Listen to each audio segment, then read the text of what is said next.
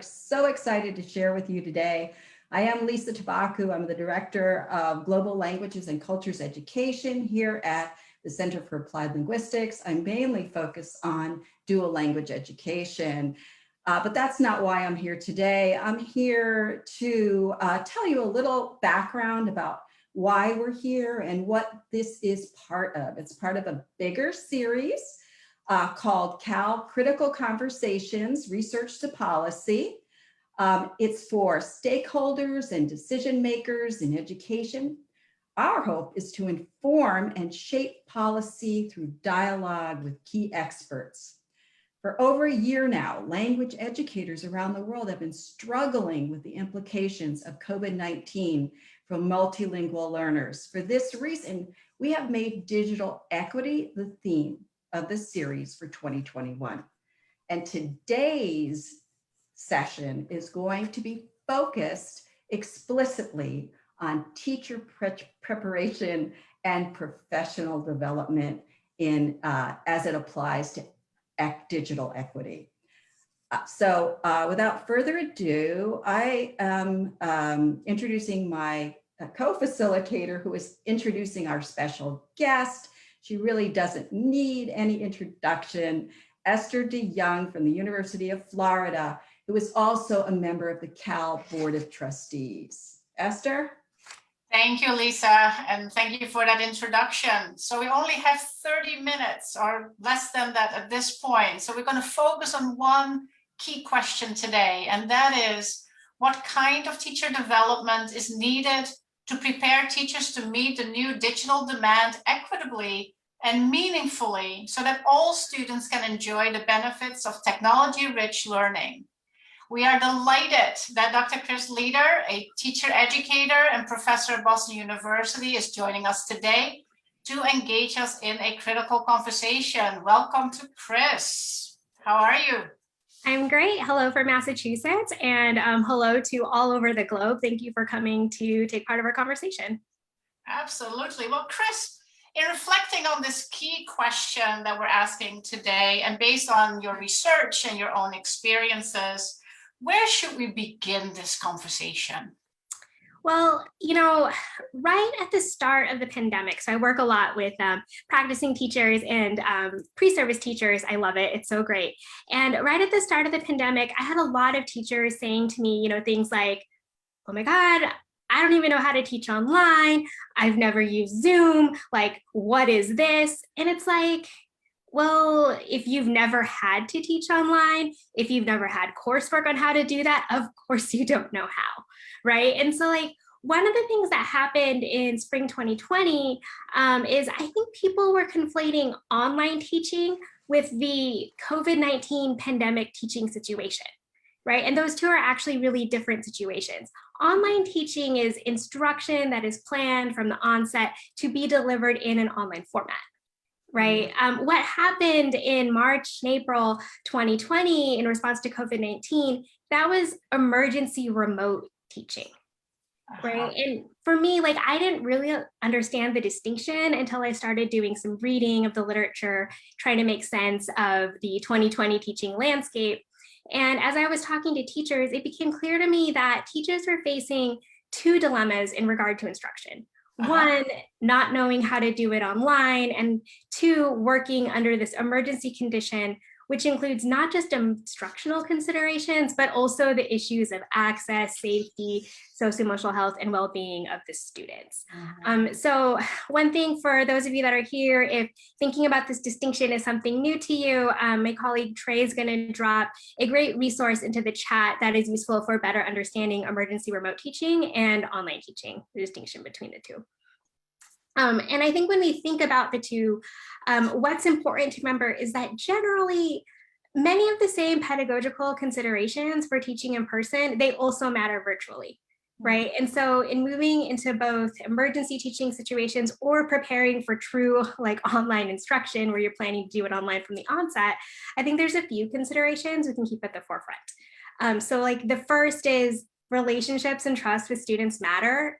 It's harder to build it online, but it is possible. So that you can't do it online, that narrative has got to stop. We can do it, right? And then specifically with multilingual learners, we want to make sure that we always have opportunities for students to engage in all four of the language domains, right? And as we're thinking about, all right, we need our teachers to develop a toolbox for how to do this, in person and virtually. That's also a thing for those of us that do in-service professional learning, those of us that work with pre-service teachers. We need to develop those skills as well. Right. And so I wanted to share a few resources that can be helpful for those of you that work with pre and in-service teachers in thinking about how to take some of the teacher ed work that you do online. So Trey, if you can share, the first is an article from Language Magazine about online professional learning. I think it's really helpful to just kind of get some general ideas for that. And then a colleague of mine, Johanna Taggart, who's at the University of Massachusetts Lowell, her and I co-author a blog series for TESOL that is specifically on teacher education, where we write about online resources and virtual instructional ideas for working with pre-service teachers, specifically preparing them to work with English learners. So I hope you find those helpful. Thank you so much, Chris. And I think it's so important to make the distinction between those two modes, and it's not the same, and the effort that it takes to do this online piece well. Right. Thinking about what the pedagogical principles looks like in an online environment, but also challenging us, right? That right. We can do this. So thank you for kind of pointing us in the right direction. At the same time, there's also some challenges, right? For those of us who are in teacher education and we're thinking about this, how do we prepare teachers for these new realities and old realities to be, I suppose. What challenges do we need to recognize or consider as teacher educators moving forward? So, I think the first major takeaway, which is probably really obvious, right, is we need to have some more explicit attention to digital and virtual instruction in teacher ed, right? And that's a lot of work that we want to integrate through our courses, and things. But before we start charging forward and spearheading with that, which is something we need to do, I do also want to remind us to take a step back. Right. So like in my role, I have the wonderful joy. I love working with teachers. And I just have the joy of being able to interact with them like all the time. Right. And it's great.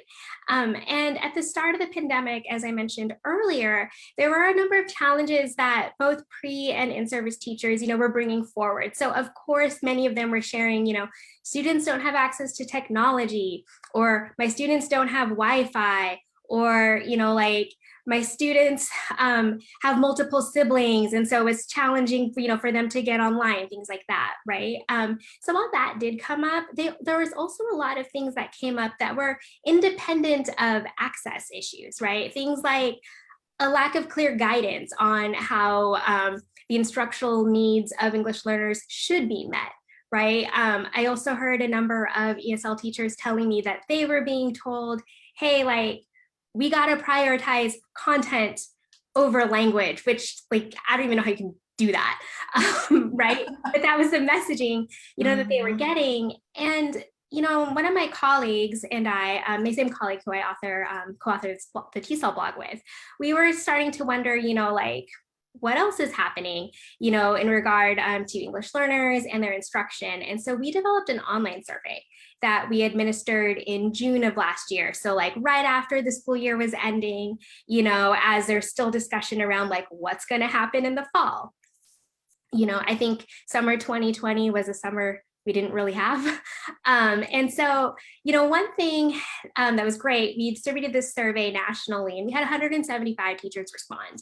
And one of the things that emerged from the data was how there were so many similarities prior to the pandemic that carried over into the emergency remote teaching situation, right? So for instance, like I mentioned earlier, this uncertainty of, okay, as an L teacher, what is my role, right?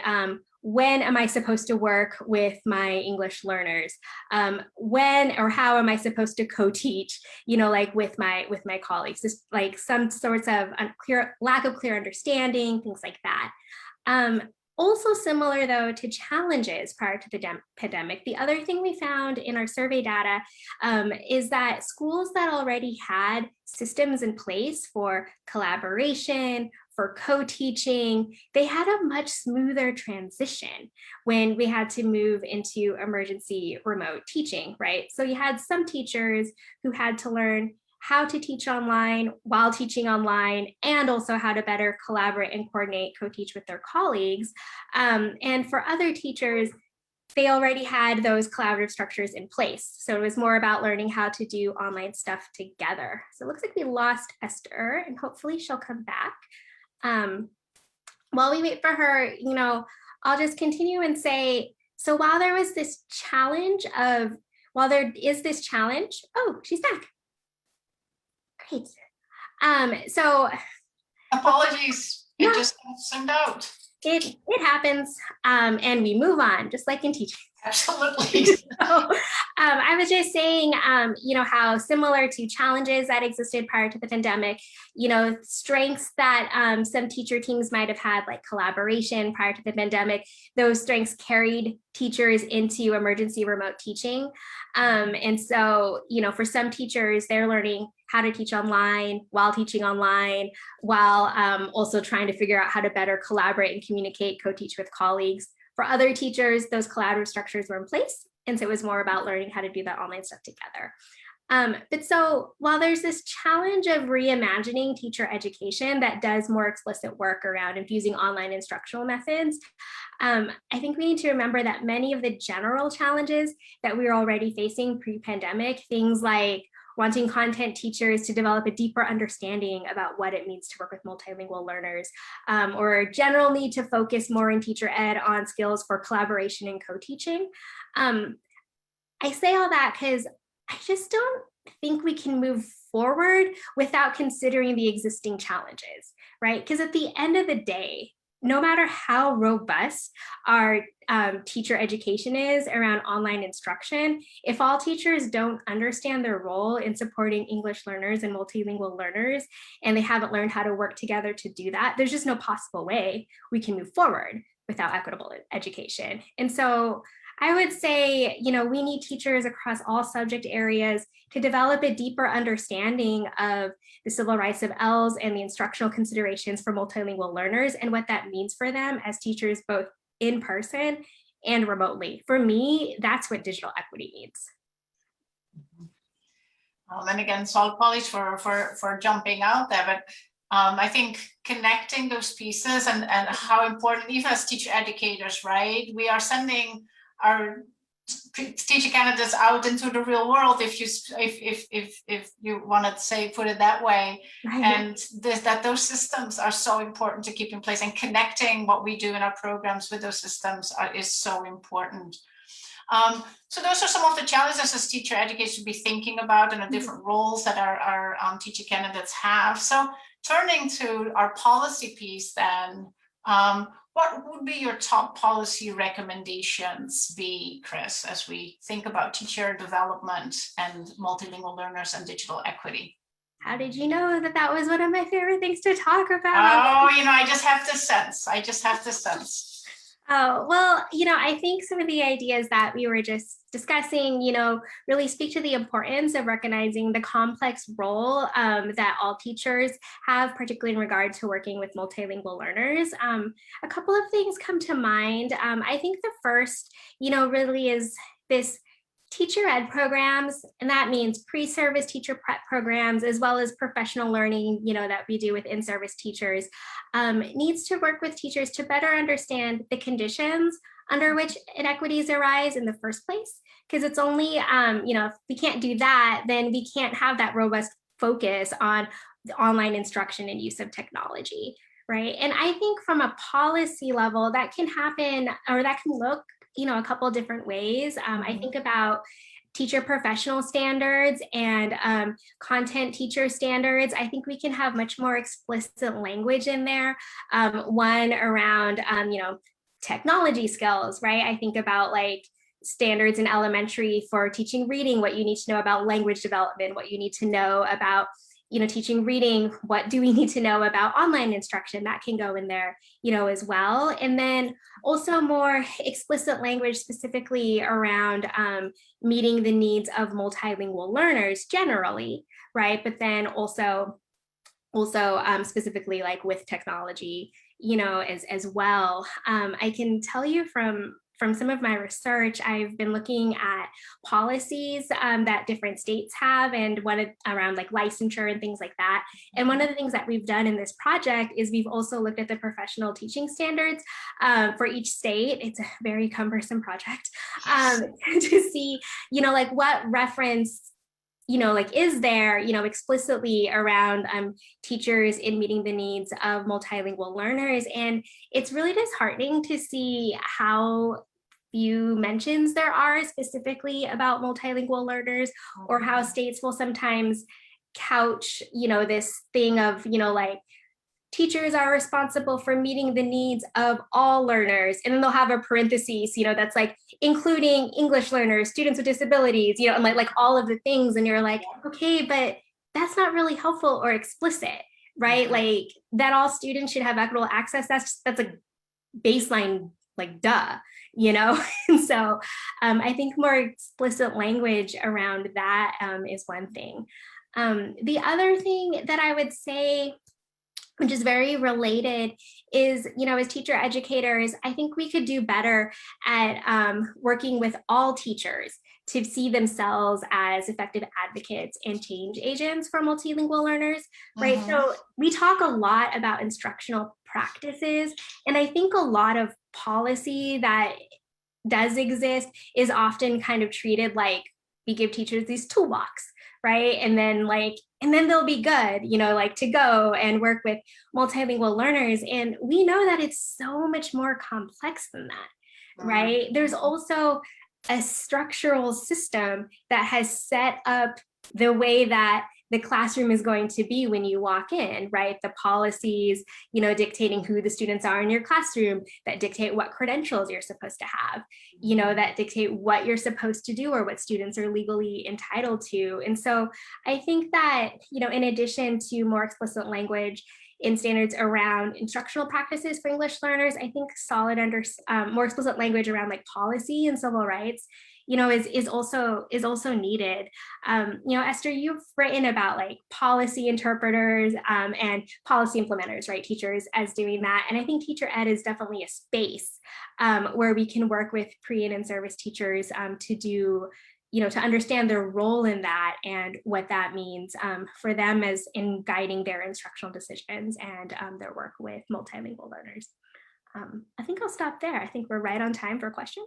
You did fantastic. I want to say the notion that we are all decision makers always reminds me of a quote by Sonia Nieto, which I will not be able to quote exactly, but essentially saying that as any decision that we make as teachers is never a neutral decision. It always has an impact on our students and their learning.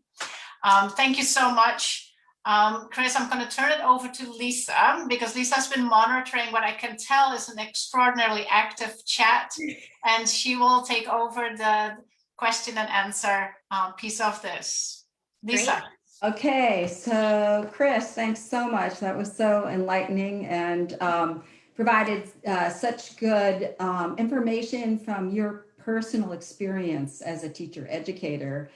One thing I'm finding, we have a great international audience. I think we need to place what you're doing today as really being in the US context, and working with multilingual and English learners in the US context. So we love all the questions. I'm going to choose the questions that have to do with sort of that area of things, right? So we had a great question from, okay, and now where did it go? Oh yeah, here he is. Okay, Roberto. And people are looking ahead. They're looking ahead already to beyond the COVID-19. We'll never be the same again, right? But hopefully we'll return to some sort of normal. So the question is, one of his questions, what challenges should administrators and I'll add administrators and teachers prepare to ably deal with the demands of a post-COVID teaching situation? Oh, that's a big question. So I heard, what challenges should administrators and teachers prepare to meet the demands of the transition? So, what are you bringing from what you've learned already into what they can do in post-COVID? So I think the first thing is we constantly hear this language of like when we return to normal, and we're never going to go back to what it was before. Right. So I think that's like the first thing to think about is like, okay, what can we take away from that? And what is this like new normal, so to speak, right? Moving forward. I know that there were a lot of challenges that we've all faced, as like learning to teach online while, while having to do it in an emergency, situation. But I think some of the questions that are missing from the conversation are like, what about students where virtual learning worked?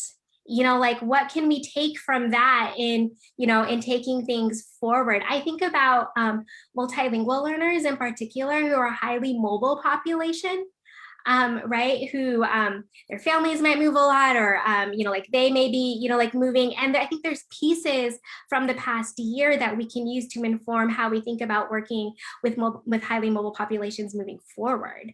So I think there's that as well.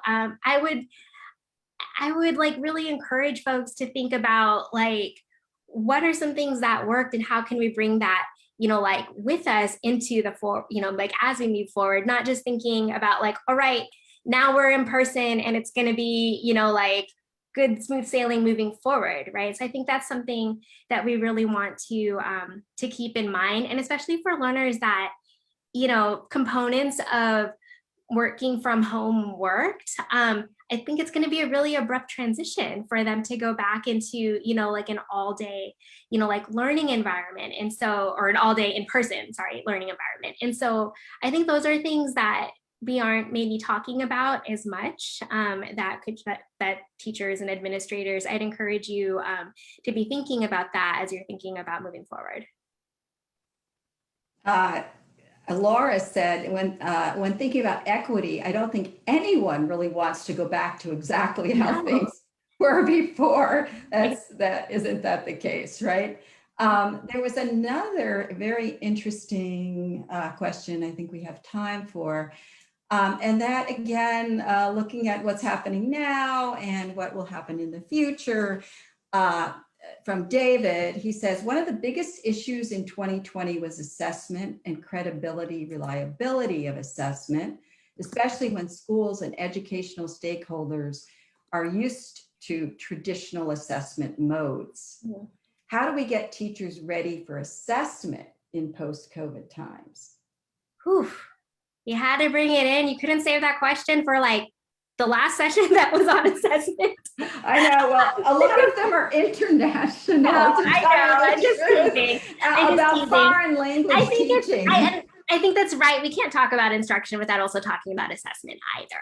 Yeah. Right. And I think that that's similar to thinking about instruction. Like, I don't think we were radical or creative enough before the pandemic thinking about an instruction. And I think that's also the case, like with assessment.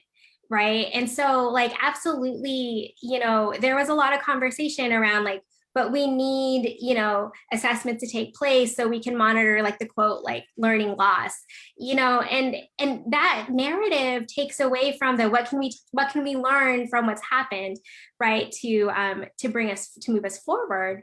And I think there's always going to be challenges with assessment, especially if we stick with these more traditional, like modes of assessment with standardized testing, and of course, like it's easier to do that at scale and volume. And, like some of that information can be useful for policymakers in making decisions on like how to deliver resources, right? Or what kinds of things we need to do. But I think like one of the things we should step away from with assessment when thinking about the credibility and reliability of it, is I just don't think that standardized assessment should have that much weight, and while we're talking about this whole conversation around assessment that we've been having, like, should we do it? Should we not? Should students have choice? Should parents have choice? Should it be in person? Should it be online? That conversation is still structured around the same idea that we're going to like go back, to how it was before, Yeah. right? And so I think if we really want to talk about like what equity and digital equity means for our students, we have to change the way that we think about it, as well. That's what I would say, I think. What an opportunity, right? The silver lining of the pandemic, right? I guess one more question or not? Are we closing it down or looking for Esther? Or shake her head. I'm just doing best. Okay, how about one more question and then we've got to wind it up. Okay, so this was a question about how can we make students more accountable for their studies on the online environment? And yet other people were asking, well, oh my goodness, I have students who are in unstable housing situations, poor internet access, family stresses, responsibilities. So between making them accountable and knowing that some of our students lack some of those enabling capacities to be accountable, how would you react from a teacher education perspective to working with students given those? That's a great question. And I'm so glad that somebody, I'm sure many of you did, asked about students. It was a combination. Nice question smithing there, Lisa. But so I think the thing to remember is we often talk about students, but we don't ask them what they would like to see or what would work best for them. We sometimes kind of make assumptions or decisions, without asking them directly. So my first response, and this is, like to teachers, but also to policymakers, like ask kids, like what has worked for you? What isn't working for you? What do you need? Because our view of what kids might need, is based on how we're thinking about instructional delivery and how we assess it. Right. But as the student, like on that receiving and interactive end, there's a lot of other variables that we might not see.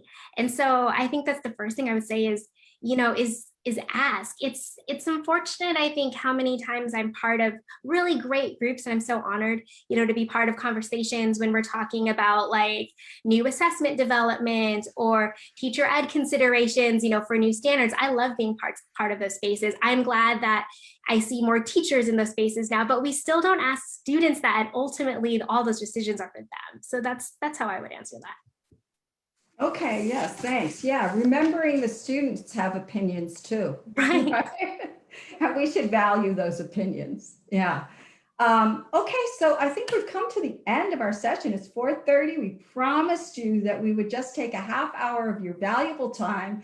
We're only taking in a half hour. I want to thank Chris. I want to thank Esther. I want to thank the audience for being here today. This is about informing and shaping policy. It's about being an advocate. And Esther said before, just tell them to go forth and advocate. So that's our parting message to you. Thanks so much for joining us today. Thank you.